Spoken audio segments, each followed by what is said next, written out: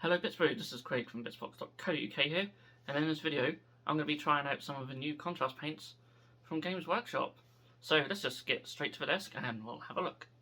Okay, so originally I was going to paint 6 different miniatures on this video using contrast paints for some of the areas, but in the end I just used so many contrast paints on the Imperial Fist that it's just going to be a video about him, and here he is. So yeah, if I'd have painted every miniature, then I think this video could have got quite long. But maybe we'll see them in a future video.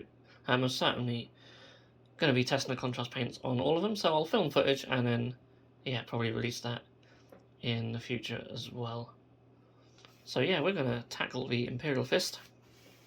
And jumping straight in with Imperial Fist contrast paint.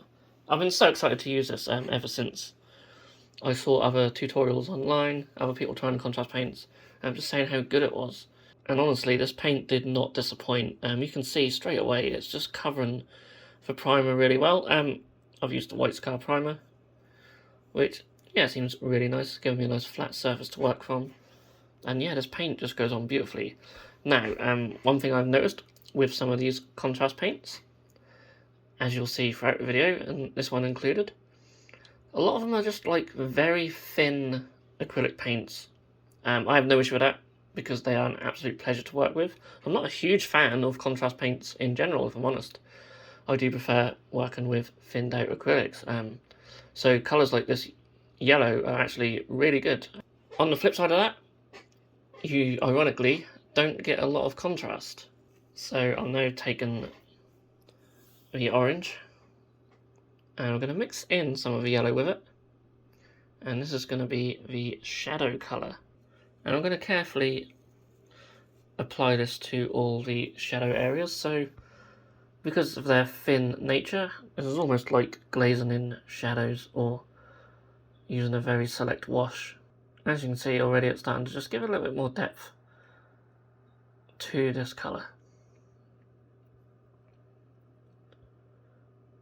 So with a lot of contrast paints, you wouldn't need to do a step like this. You'd have a lot deeper colour in recesses. But that's not the case here. But again, that really doesn't bother me at all. This is how I prefer to work with paints in general. But if you were speed painting miniatures, that was your aim, then yeah, you might still want to use washers and stuff like that over the top. But there's no denying that the coverage is just beautiful. It's so smooth. So yeah, at this stage you'll notice that his arm fell off. So we'll keep that off. Now I'm just highlighting these edges using Dawn Yellow. So this is a very bright, or very light yellow. Not so much bright, it's sort of quite pastel, but yeah, there's quite a light colour, maybe lighter than I would normally use, but I just wanted to see how it would look sort of thinned out as a highlight on this yellow, and I think it came out alright. So I decided to take some Luxian purple and see what that would look like in the deepest of recesses. So purple, being a contrasting colour to yellow, actually works quite well as a shadow colour. So I just put it around the feet and on the legs. I'm not 100% sold on this. I think because the yellow's so bright, it might be too dark for the recesses, but if you're doing a slightly darker yellow, I think it would look a lot more in place. But I think for this bright yellow, maybe just a deeper orange would have been better for these shadows. But I wanted to see what it would look like. And yeah, it's just still quite nice. And here I'm just coming in with some Flash Skits yellow. And just seeing how that looks over this yellow. It's close, not the same. Little bit lighter, but it's quite good for fixing any mistakes. And that's just what I'm doing here. And in some extra little highlights, and just fixing any little mistakes that I might have had with the purple. Okay, so there's quite a lot of blues in this new range of contrast, so I wanted to try some of them out. And I thought maybe I'll try and do an effect on the power sword. So I'm using the light blue here Is it Pilot Glacier, I think it's called? I'm still sort of getting to grips with all the names, so I do apologise.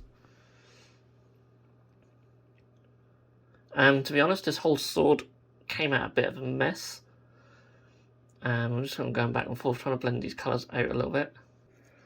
So there was a bit of back and forth. Done a couple of layers with this, waited for the first layer to dry, and then sort of came in with a thinned out version, trying to get some sort of better transition going on. As you can see, it's not really turning out how I envisioned it. I'm coming in now with the Azurman blue, I think it is. Azurman. Or Azurman, however it's pronounced.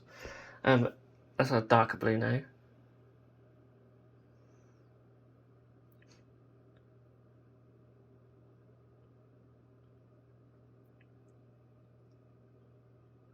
And yeah, adds a darker blue to the edges, but as you can see, there's just sort of no transition between the darker and the light colour, really. In hindsight, I could have tried blending them, maybe. I'm not sure how well contrast paints sort of blend together too well.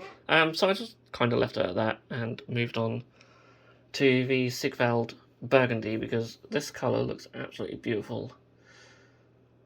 Originally I was just going to do like bright red. I do want to have some red, and see I've already got the red out ready.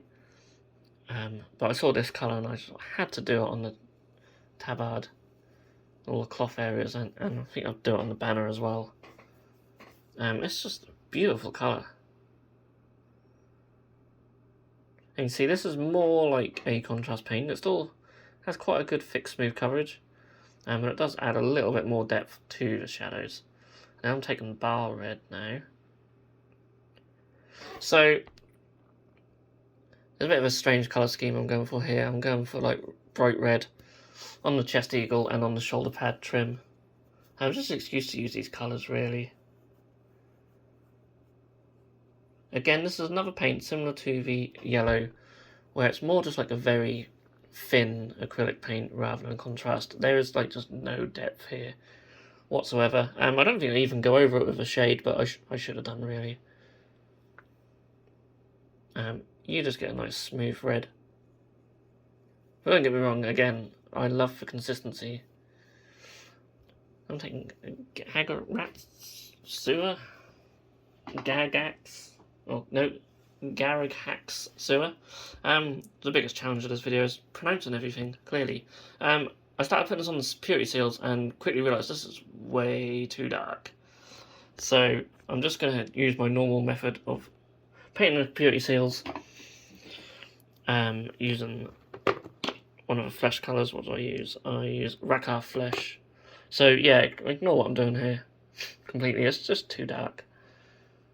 But hey, I got to try the colour out. And then Rattling Grime, this is a really nice colour. I think a lot of people will find a use for this sort of grimy colour. I'm painting a belt with that. You can see it's quite a nice brown. And this again works more like a contrast paint. So you can see it's sort of quite light in the higher areas. And there's some nice shadow.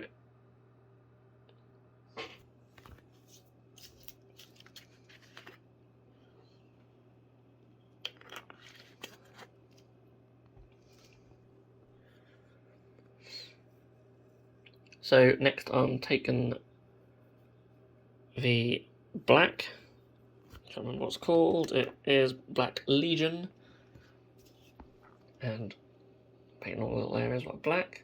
And again, this is another one where it doesn't offer so much contrast, but it's just a very nice thinned out colour. And I think the Primaris Marine that I've got for this experiment, I may try painting him in this black to see what that looks like over the flat areas.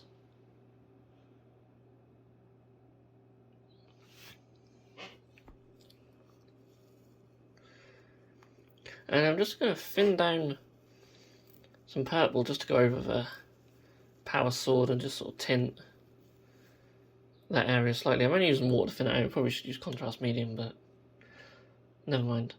Just add a slightly tint of purple to it. I'll probably do a couple more layers. of that, and the back of it is just a complete mess. But it helps bring the colours together a little bit more, I suppose. So in regards to contrast paints, that's where I'm going to leave it. So all these other areas that I'm pointing to will be painted with regular acrylics, and I'm not going to show you that because it's just repeating ways that I've painted stuff over many videos before. So, power of video, here is the final result. And yeah, these came out pretty good. Now, my normal Imperial Fists don't look anything like this because they're all dirtied up and beaten, but this yellow is fantastic. If you pick up one of these contrast paints, I certainly recommend that. And the Sigvald Burgundy as well is absolutely beautiful. There's not really any colours in this little range, which is close to that sort of burgundy. So, you know, it's a nice colour just to pick up regardless. So, of course, I haven't used all the colours in this range. There are some other nice ones. Some of the greens, like Striking Scorpion Green's really bright. That's quite nice. Yeah, there's some nice Eldari Emerald is also a nice one. I'm just looking at them here while I'm doing the voiceover. But yeah, a lot of them, and there's other videos you've probably seen where people go through them all in more depth, and I'll look at some of the other colours with some of the other miniatures in a future video. So if you do want to see that, then make sure you hit that subscribe button down below, and if you enjoyed watching me paint this Imperial Fist, then do feel free to give this video a thumbs up. And yeah, I'm quite impressed with them. I was going to say I am a fan of contrast paints. I like some of them, but I don't normally paint with just contrast paints. They're another tool, they're another type of paints to use, but I like them more to use them as sort of shadow colours and thin them down for washes rather than having them as base colours. But for some of these, which are certainly more like thinned acrylics, then I'll certainly be using them as base paints or layer paints a lot more. And yeah, I really like using them. The consistency is just spot on. Not for what they're intended to do, but it's funny. That's not how they're intended, but that's how I like to use them. So that's interesting. So I hope you guys have enjoyed this video, and I'll see you all again in the next one.